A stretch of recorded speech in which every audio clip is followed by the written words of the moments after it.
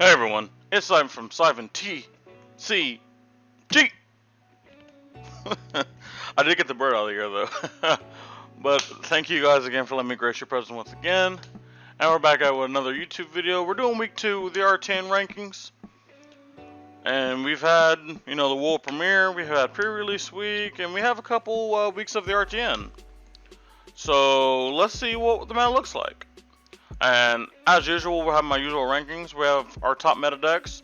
If you're going to the high tables, what's going to be largely represented there? The cream always rises to the top, what's going to be rising to the top? Meta busters, what's good against those decks? What are people trying to do to attack those decks? Then you have your average decks like, they'll be there, but not going to be great. Maybe a good player will be at the top tables.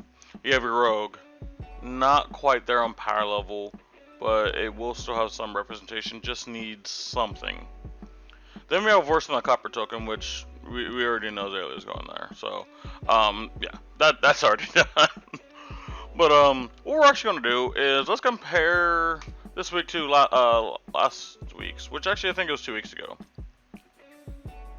So last week, you don't see on here, but we did have Briar. It was Prism Briar was the tip of the top. Nothing could really touch Prism Briar.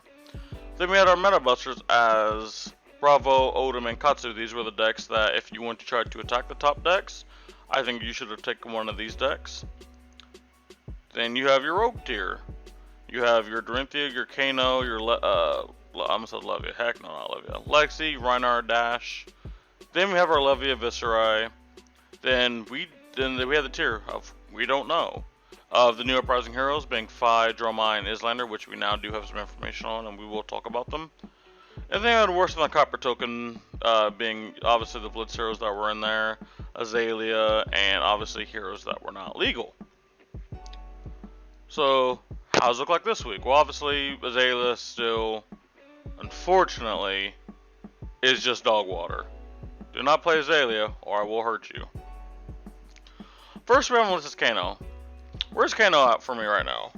Personally, Kano for me is just Rogue. Wizard in general is just like in a really unfortunate spot where AB is not as hard to come by as people once thought. Making like your boots or your arms AB, as long as you don't need every single set of your equipment to have an actual game plan, you're gonna be looking pretty good. And then we have things printed like Oasis Respite that just really just make it hard for Wizard to kill because of the access has to play. And plus, especially in Kano's instance specifically, he is so frail. He starts at 10 life lower than all the other heroes. Like, an average like Prism turn, for example, you can just take Kano to like sub 20 life, and then that puts him in kill range every single turn. And that's just kind of scary. Obviously, Kano does have his output, but Kano needs, like, the right amount of blues in hand, and he needs to flip over certain cards, and, a few AB, or just, like, one Oasis Respite, and then the turn's pretty much over, and then Kano needs, like, Kano can't afford to have a bad turn if his opponent is being proactive. If his opponent's not doing anything, and then Kano gets to set up, then, okay, you can be there, especially if you're seeing your second cycle. But if you're still in your first cycle, you really don't know what's on top of your deck yet, you haven't been able to opt, it's really scary to play Kano, because if you just try to go off and you just whiff, and then your opponent says, alright, cool, you have one card in hand, alright, hit you for 7, hit you for 7, hit you for 7, what are you really going to do with Kano? I do think Kano needs either the meta to slow down, or AB just to become obsolete. Personally, I don't see any of that happening right now, but we'll see. Next, we have Dash. Personally, I think Dash is average. I think Dash is definitely a step above these other two heroes. Dash does have the benefit of multiple builds doing different things, even if they share the same card pool. My personal way to play Dash is the pistol build with a lot of D-reacts. I actually used to think that build's not good because I was like, okay, your main thing is boosting, and if I flip a non-mechanologist card, I don't have go again. Which, while that is true, but like more often times than not, you're still flipping over the mechanologist card, so you do have those turns where you can go wide with attacks. But also, you just have really good items, especially that go along with your pistol. And the one thing that is with Dash that maybe might get fleshed out once we get a new mechanologist hero, a lot of people will be forced to really see what mechanologists can do, is there's a lot of unexplored items. There's a lot of good items. But obviously, none of those have been explored, and we just kind of have our, even though they're different, we just have our stock Dash builds. But I think the pistol control Dash build is probably better. Obviously, you want to be transformative. I think most dashes are transformative, so the reason I'm not using that word is because I think naturally how your deck is, you should be able to go from either mid-range to aggro or mid-range to control. It's just which one are you choosing to do. Like I said, Dash doesn't have a lot of. I don't say she doesn't have a lot of bad matchups, but like if you just look at these heroes, you're like, oh man, I really can't wait to take Dash in the X here. Like, oh, I can't wait to face Prism as Dash. Like, you're not gonna really say that. There might be heroes like you're not really scared to face. Like, if you go against a Levy, you're not gonna be like, oh, I have to go against a Levia. Like, you're not really gonna say that. I'm not even saying because of Levia's power level. I'm just saying it's like you're not really that nervous. Like, you have tools against every single hero. But they're not really putting you over their edge. They're just giving you a game plan. If that makes sense. Viscerai, who would have thunk it? Before last week, Viscerai would have been down here with Kano. But now, Viscerai we have to give Viscerai his respect as a top meta deck. This is not just the belittle version. The regular Viscerai is also winning RTNs. It's kind of crazy. It's like one of the big things my playgroup has been talking about, because I was talking about Viscerai first, going like, Viscerai might be okay, but then everyone's like giving pushback, and then my teammate Michael Hoskins, he said he was actually interested in building Viscerai, just kind of because he said he just liked the deck. And then, oh my gosh, he got verbally eviscerated by everyone else that got our LGS. And then the thing I was talking to them about, I was just like, maybe Viscerai isn't like actually as bad as we think. And their counter argument was, well, you didn't play when Skada was there. He was only good because he could one shot people. And I was like, that might be true, but what we might be doing is, because this hero can't do this broken OP thing every single game that is disgusting and got banned. Because he can't do this, he is now bad. And I guess also say, like, it wasn't Elmer, it was just a few people. And I don't think they meant it like with malice. I think it's just we just stopped exploring Viscerai. Like, there were a few Viscerai players here and there that were still staying firm, mostly like especially the Asian community. We're really still in Viscerai. But we never really gave him a chance. And then all of a sudden, you have a few players here and there playing Viscerai, and all of a sudden he is popping up everywhere. He's probably a top 3 deck when it comes just to representation. I'm not even talking about winning. And representation, people are just busting out their Viscerai decks now. And he's winning. And he's winning on multiple versions. And I think the big thing that Viscerai has that a lot of decks don't is he split damage. You can see like Icelander can have split damage depending on the build, but it's not really great, right?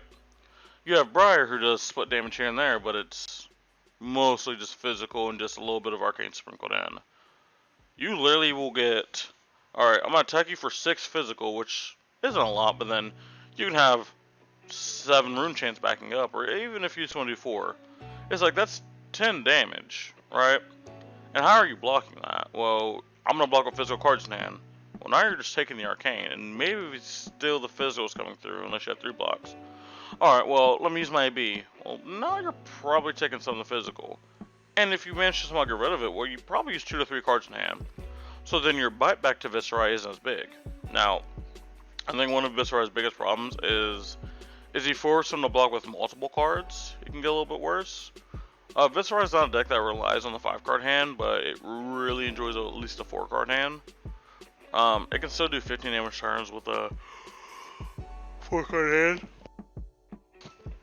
But let's say you make him block with 2 cards from hand, or you make him discard a card, now he has 3 cards. Well, Now he's going from I can bite back pretty hard to where maybe I'm just setting up a rune chant and passing, or maybe not doing anything. Like again, it's not impossible for him to do like a 3-card hand, like a card from Arsenal. It's just the range of those turns are so vastly different. So I think decks that can make him block are gonna be in a real good spot. Odom. Odom was going to be in the top meta decks. If this was right before Viscerai was on Resurgence, I think Odom was still one of the top decks. But I think we might have been blinded by its matchup in everything besides Illusionist, to where we were thinking it was like a top 3 deck, which it may have been a top 3 deck, but that's only because there was 2 decks up here, and this has happened to be the 3rd. I do think Odom is generically just good into most decks, again, outside Illusionist. Let's just exclude Illusionist from all these arguments here. Against literally every single deck, Odom can easily win. If their opponent can't put on enough pressure.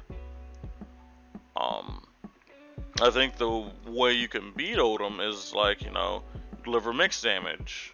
Kind of like Viscerai. But then I'm just like, okay, what's the Odom matchup in the Viscerai? Viscerai just, you know, builds up rune chants, comes with a lot of arcane damage. But Odom can just bring a lot of arcane barrier and still be fine. And the deck runs a lot of blues. And it can block so easily and then just come back with a win as well. So maybe the Belittle version kind of helps that out. I think Belittle Viscerai is fine to Odom, but I think traditional Viscerai might not be fantastic. But again, against Briar, I think Odom like is fine. Against all the other heroes is fine, but I think purely because Illusionist is such a bad matchup and in such a high representation, I don't know if I can justify putting it as a top meta deck. Also, we don't have the bountiful of results that I would personally like. You could almost make that same comment for Viscerai, and part of Viscerai is recency bias. But I just think what Viscerai is currently doing, he's good enough to put it up there. But I do think week to week Odom can definitely just move up and down. Just depending on the players. It's also the players. If you have a very bad player playing Viscerai, you can still accidentally win by presenting a lot of damage. If you have a bad Odom player who's only maybe leaning towards damage or defense, I don't think you're going to win. Because if you're just saying, I'm just going to fatigue every matchup, you will never kill anyone, and eventually somebody will get you, because you can't fatigue every single matchup. You can fatigue Chain, you can maybe fatigue Viscerai depending, you can maybe fatigue Briar, and maybe Katsu. And Dash. Right? But these other decks are not really fatiguing. Like, easily, without them being able to, like, kill you. Because the big thing about Odom is, yes, you're blocking out of turn, but you also have to have turns where your defense is technically your offense, where you're presenting, like, 8 damage with an on-hit effect, like a crush effect. That's bad for your opponent, like no Gogan. Your opponent's probably either going to have to block with 2 to 3 cards in hand, which is going to make their turn bad, or it hits, crushes, and then makes their turn bad. So again, like I said, Odom can flicker between up here and down here. If you interpersonalists want to have him as top meta deck, that's perfectly fine, I understand. Lexi. I think Lexi's really good right now. Into a lot of heroes. We're talking specifically hybrid / ice Lexi. I don't think pure lightning Lexi is good. It might be fun, but I don't think it's very good. What do I think Lexi is missing? I think Lexi needs the heroes that force her to block to kind of be taken down a notch. Because, like, let's say Lexi and the Viscerai, for example, right? Is unless Lexi is taxing this Viscerai, the Viscerai will just present too much damage every single turn that Lexi does not really want to block. Like, if maybe we played like 6 more blues and we could still have a turn where we could activate Voltaire, put 2 arrows in, like one being an endless arrow, and then go from there. But then it's like, well, now you're short a card. Depending on if you had like a 5 or 6 card hand. Some Viserais are playing CNC as well. Like CNC Viserai will really be good into Lexi, because now you're like, okay, I probably attacked you once, had go again. Now if I present this CNC and you already blocked, the CNC is now probably getting through and blowing up your arsenal. Or you didn't block the first attack, which means it came through, and now you're blocking the CNC. Like I'm causing action to happen. And Lexi does not really want action to happen. She does not. She wants to be the one taking the tempo. She is probably one of the big definitions of a tempo deck. She needs to be on top to be good. If Lexi is behind in tempo, Lexi is not very fantastic. Or if Lexi is forced to block, she's not very fantastic. But at the same time, her just generic raw power level I think is high enough. And I think once decks like Prism go away, and like maybe we figure out how to combat Viserai a little bit better, I think Lexi will probably be one of the top heroes. You still have those auto war 3 of a kind turns that like no deck can really match when it comes to like what it's doing on that turn. So stuff like that will get her place in the Meta Busters list. Actually, something I want to do is I was gonna rename this tier actually like mid video. Something I'm realizing. Because, like, Lexi's not really a meta buster, because the definition of meta buster is it's good against these. And, it's not really, like, being like, I'm playing Lexi because Viserai's the top deck. Let me actually just change this into, well, what sounds good?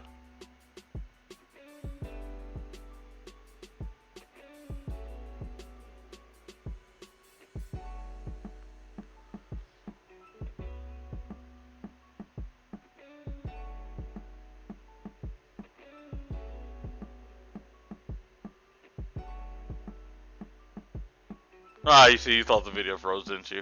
I like doing that sometimes. Oh, we'll just do step below. I think that's fair. So next we have Briar. Briar, y'all know, is my baby. I'm actually getting my Briar deck foiled out. Cards are in the mail as we speak. I love this deck, so like it's gonna be kind of hard to have personal bias aside. I will do my best. So what makes Briar like a top meta deck? It's just the fact that its raw damage output every single turn is pretty stupid. And its efficiency that it does it at. Like it's not like paying like a crap ton of mana to do this, right? Like your best card in the deck is like Force of Nature, right? Depending on like obviously the matchup. It's Force of Nature. That's free. And you technically don't have to Earth Fuse it for it to be good. Like, if you just pay like a Nimbulism, like Force of Nature Nimbulism Snatch, that Snatch is coming in for 7 go again. Like, you're probably going to have to block with 2 cards and maybe a piece of equipment, which is really good. And if it had go again, I can just attack with something else.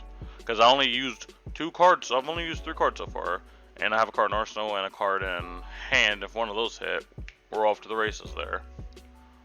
So you can actually block decently efficient. If it has the embodiment token out. Now the one thing I do want to speak on is the Belittle version with Coral Sham. I've not gotten the amount of testing with that version that I would like because I have an Arcane coming up and I would like to just play the version like and just see what happens, but I don't like have the Coral Sham and the Crown of Seeds. So I will have to wait. So we're just gonna go with the regular version. But I do think the fact that it has both versions and the below version can grind a little harder, and it's also a little bit better than Ice Heroes. Like again, example, Islander and Lexi giving Frostbites. Because I have more blues in my deck, I can also fetch blues on command with the Belittle Menuism. I'm looking pretty good here, in my opinion. I do think that the downsides of Briar is you do kind of have to make your deck kind of worse like with most of the Earth cards, like your only actual good Earth card is Channel Mount and Tome, because it draws 3. But most of your Earth cards aren't really fantastic, so you do have to understand that you will have turns where you just cannot do anything because of how you draw.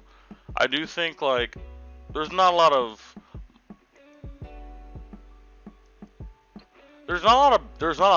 bad draws with Briar, but your bad draws are just backbreaking. Because there's a lot of decks that, like, if you give like Prism one turn of like you not pounding her cheeks, she can just come back and start beating your head in. You give Viscerai a free turn to set up, beating your head in. So there's that. We have Islander.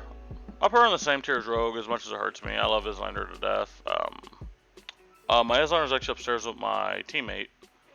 But I'm also getting my Islander deck full out. I love Islander's playstyle. I love what she does. Her issues is similar to Kano. It's just like primary way to kill people's AB. It can just be stopped by AB. You need frostbites to line up on a specific player's turn. So like you need to give frostbites when they have like maybe only one blue or maybe 0 blues. If your opponent has like 2 blues, like if you're going against like Guardian, they have 2 blues, like whatever you're doing does not matter. Like Guardian's like a really horrendous matchup because they just never care. If you're wanting to play Islander, you need to have like a very heavy like Briar, Fi like type meta at your local store, or that's what you predict for the Archon, which I do see a lot of, you know, Viscerai, Briar, Fi. I do think a lot of those here will be popping up. And maybe Islander might be good in that spot. Because if those decks choose not to run out blues, Islander can actually disrupt pretty hard in gaining the tempo. So those are. We have Prism. We already know Prism's the boogeyman in the format. Prism is just nuts. There's like the weirdos in the Prism community that like keep trying to pretend she's bad, but like they're just pretending she's bad just so people stop playing her, so they can be the only ones that play her, because they want to have her for another year. But I definitely think by the Pro Tour Prism will be gone. And even as a Briar player, and two of my teammates are like Prism mains, like they only play Prism. I am still so happy to see Prism gone, because that deck has so much plot armor. And LSS is just trying its hardest to keep it up by making the RTNs only 4 points. It's so gross, man. So gross. This deck is so adaptive. My teammate actually said, for the most part, you're actually on Heralds now instead of the Auras.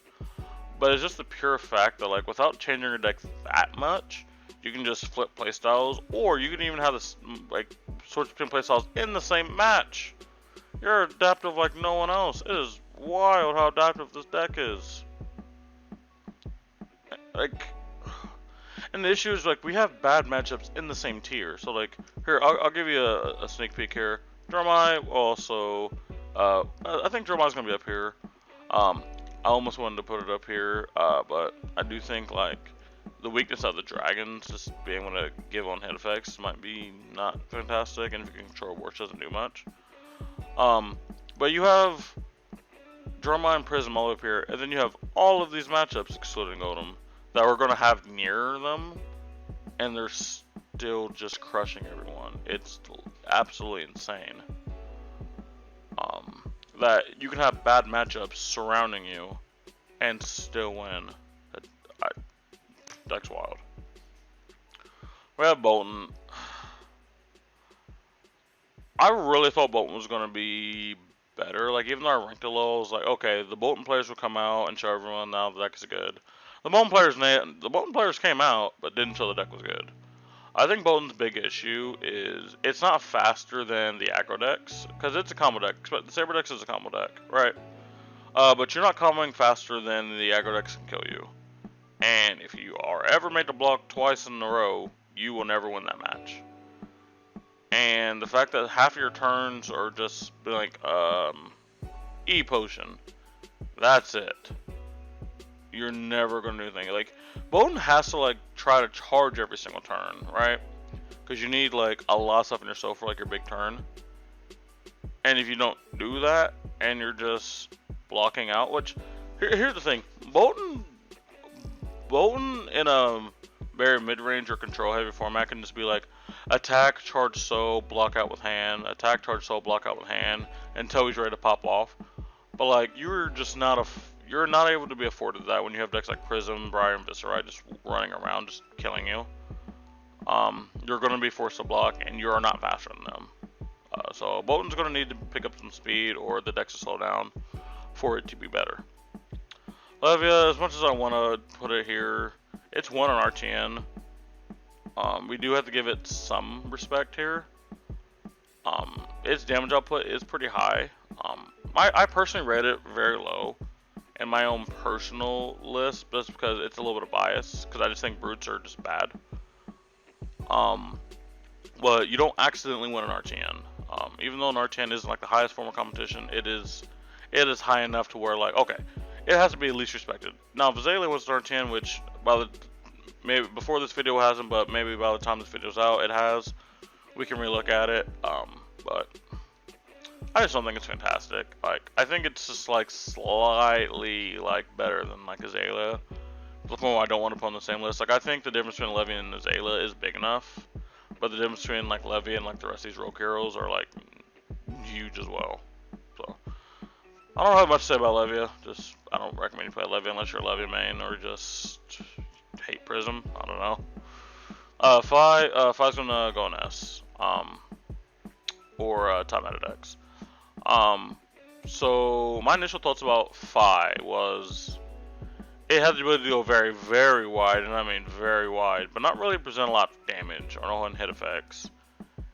And I still think that's true, but it's just the fact that it can do it every single turn, almost no matter what your hand is. That's something that'll be looked at. Most of your cards will have go again. I personally prefer the Kadachi Max version. Be a little more mid-rangey, but obviously the full Draconic version, especially if you're just you just get that one blue, so you can sometimes do your one cost attacks. I think you're looking really good there. But again, the Kadachi Mass version, be a little more mid-rangey. Try to set up for some turns a little bit more. I think you're in a good spot. The fact that as long as you just play like attack with 3 cards, you get a free Phoenix Flame. Like even if you're pitching it or just doing the 1 damage, like you have free value every single turn. You have a lot of cards that have pitch your Phoenix Flames. People are pulling off the triple Phoenix form pretty consistently now, which is a lot of damage and a lot of turn. Like you're also drawing cards. Like Fi has the ability just to do a whole lot every single turn. Obviously, it's some of its worst matchups is Fi and Oldhim. But obviously, if you can dodge those, I think you're looking pretty good. Dorinthia, I think Dorinthia is average. I do almost want to put it in step below, but that's again a little bit biased. I think Dorinthia, especially in the things like Dromai, is like really nice because you can just freely hit her dragons and build up counters and then start swinging for like 9 and 10. But against all the other heroes, like I think as long as you can prevent like if you can swing like 6 and threaten like an on-hit effect like a draw card or giving a counter, I think like you can force most of them to block because no hero really wants to take like 14 damage a turn unless that hand specifically, like for instance like with Briar and like with Viscera, I know I can match that damage output pretty easily. Even sometimes if I block with a card, I can. And if you ever make Dorinthia lose her counters, like the deck just plummets in value. But I do think like Dorinthia does need to be respected. It's not just a generic warrior. It's a generic warrior that will pound your face in if you let give it a chance. Ragnar, I think the deck's trash. I think Brute's trash. That's all I gotta say. OG Bravo. I do have to put a little personal bias aside because I think the deck's a little bit.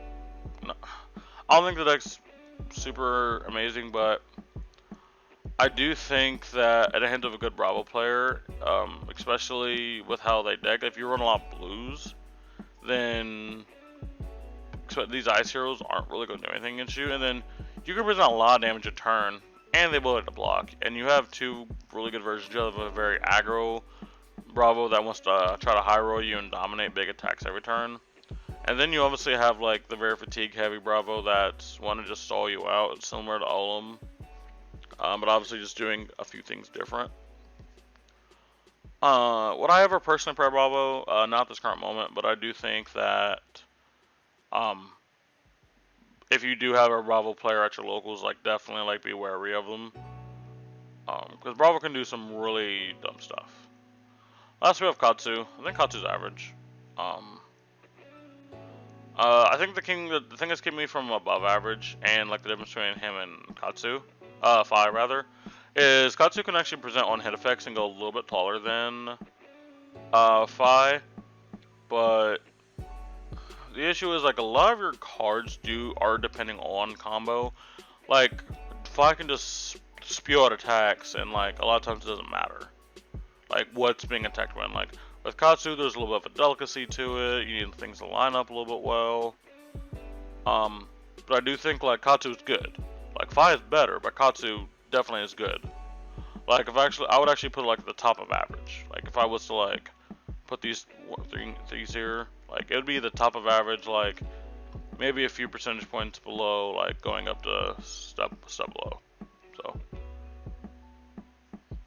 what is Katsu did get some good upgrades. It got double strike. It got take the tempo, which I think are amazing cards. But I think it just needed a little bit more. Like I feel like a few more combo cards would have been nice. Tiger Strike Shuko is a nice upgrade, I do think. But again, I think it's a little bit more of a nudge. Like I think outside of people who just like Katsu's playstyle, it's very hard for someone to say play Katsu over playing Fi when they have very similar play patterns. But Fi just has a way just to go like super wide, pretty much for free. So Katsu will need a little bit more help.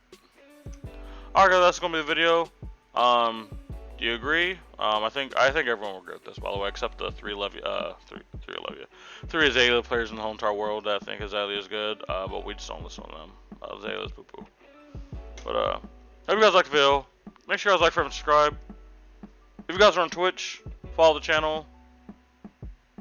I am still on the road to affiliate, and I will see you guys next time. Peace.